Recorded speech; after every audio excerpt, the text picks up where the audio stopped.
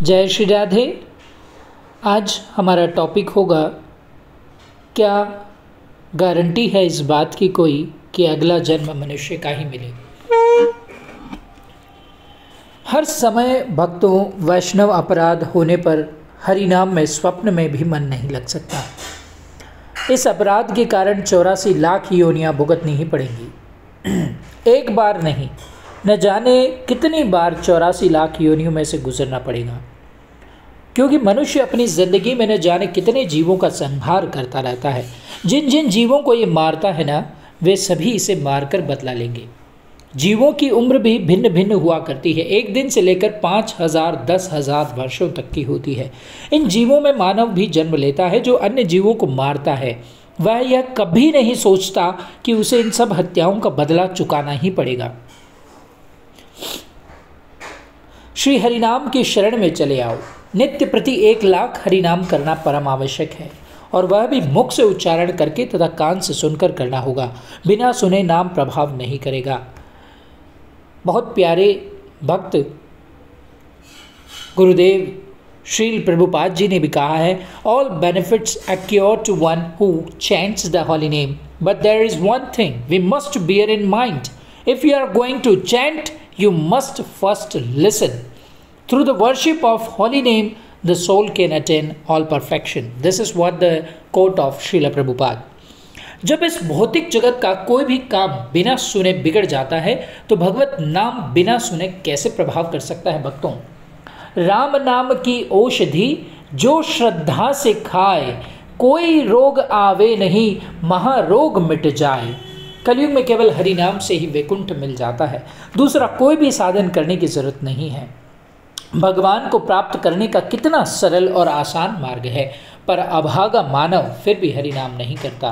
वह सोता रहता है और जब मौत आती है तो पछताता है। भगवान प्रत्येक जीव में विराजमान है भक्तों, पर यह ज्ञान तो सच्चा साधु ही दे पाएगा ना, वही सही रास्ता बता सकता है। इसलिए तो शास्त्र कहता है कि एक पल का साधु संग ही मानव जीवन का परिणाम बदल देता है, परंतु यह संग किसी सुकृतिशाली मानव को ही मिलता है, जिसने जाने अनजाने में कभी किसी साधु की सेवा की होती है। तात्पर्य कि साधु सेवा के अभाव में सच्चा सत्संग मिलना असंभव है भक्तों। कई बार मनुष्य साधु से द्वेष करता है, उसके दोष देखता है और अपराध कर बैठता है। फलस्वरूप उसका पतन होने लगता है और वह और भी नीचे दलदल में फंसता चला जाता है। ऐसे मनुष्य को 84 लाख योनियां कितनी बार भुगतनी पड़ेंगी, इसका तो अंदाजा लगाना भी मुश्किल है। इन सब दुखों एवं कष्टों से छूटने का कोई यदि उपाय है तो वह है श्री हरिनाम। श्री हरिनाम करो, श्री हरिनाम करो, श्री हरिनाम करो, और कान से सुनते रहो। यह भी केवल कलयुग में ही हो सकता है, जब हम प्रतिदिन 1 लाख हरिनाम करेंगे। हरे कृष्णा कृष्ण कृष्ण हरे हरे, हरे राम राम राम हरे हरे।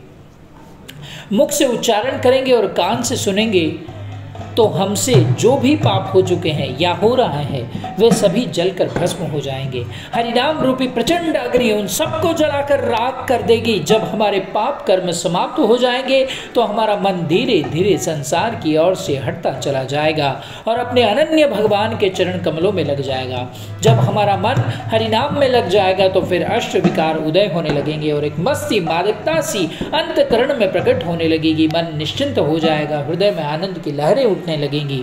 पर यदि किसी वैष्णव के चरणों में अपराध हो गया या किसी सच्चे साधु के प्रति दोष दृष्टि हो गई तो सारा किरा कराया फल मिट्टी में मिल जाएगा। इसलिए सावधानी बहुत जरूरी है।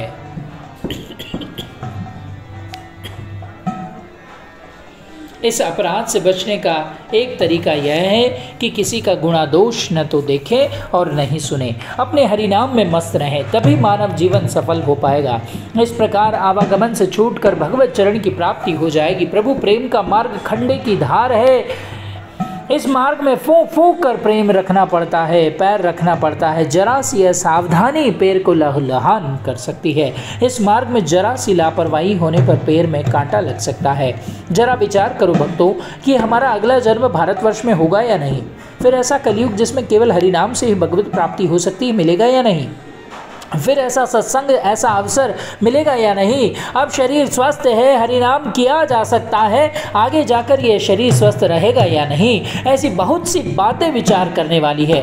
अब यह जो संयोग मिला है बड़े सौभाग्य से मिला है, करोड़ों जन्मों के पुण्यों के फल से इस मनुष्य जीवन की प्राप्ति हुई, जो दुर्लभ ही नहीं सुदुर्लभ है। बहुत मुश्किल से मिला है यह मानव जन्म, इसलिए इसे यूं ही बर्बाद न करो।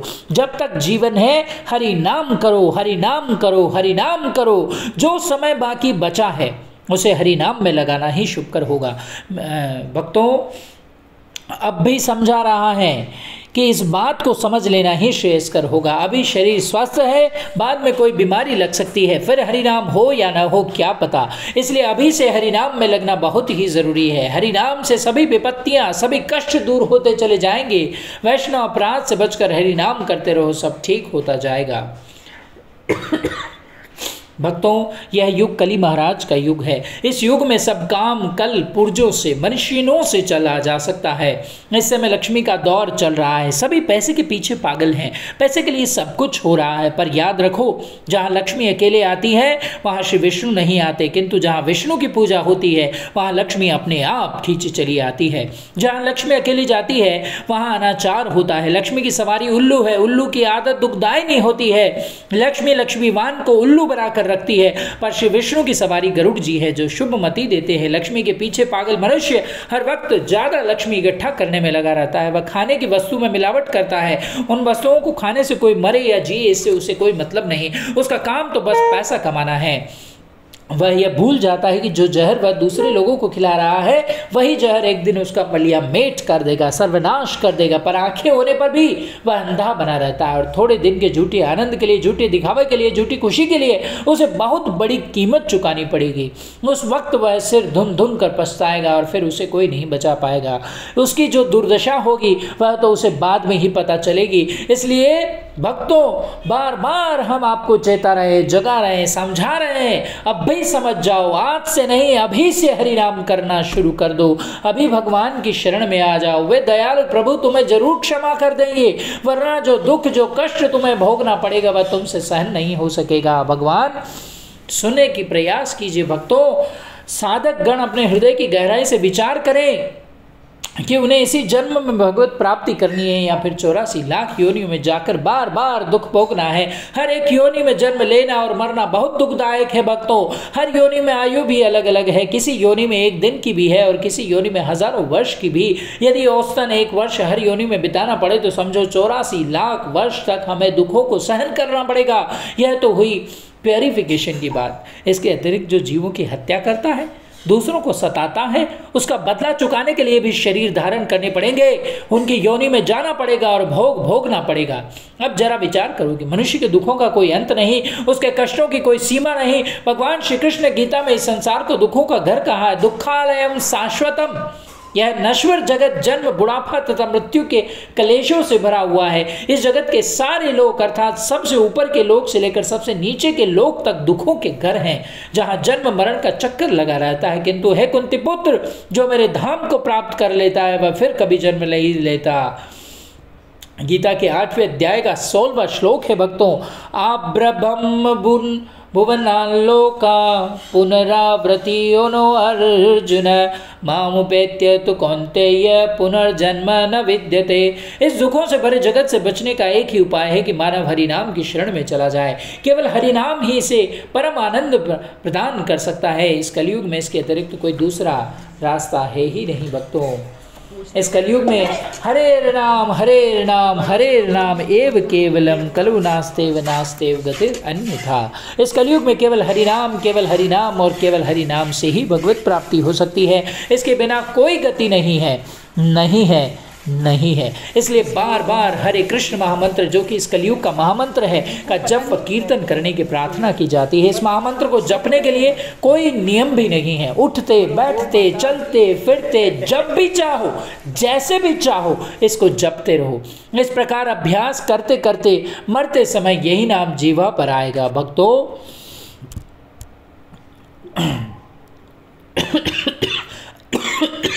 अंत समय में भगवान का नाम मुख से निकलने पर सभी दुखों का सदा सदा के लिए अंत हो जाएगा और मनुष्य ऐसे सुख सागर का आनंद लेगा जहाँ दुखों की छाया भी नहीं होगी।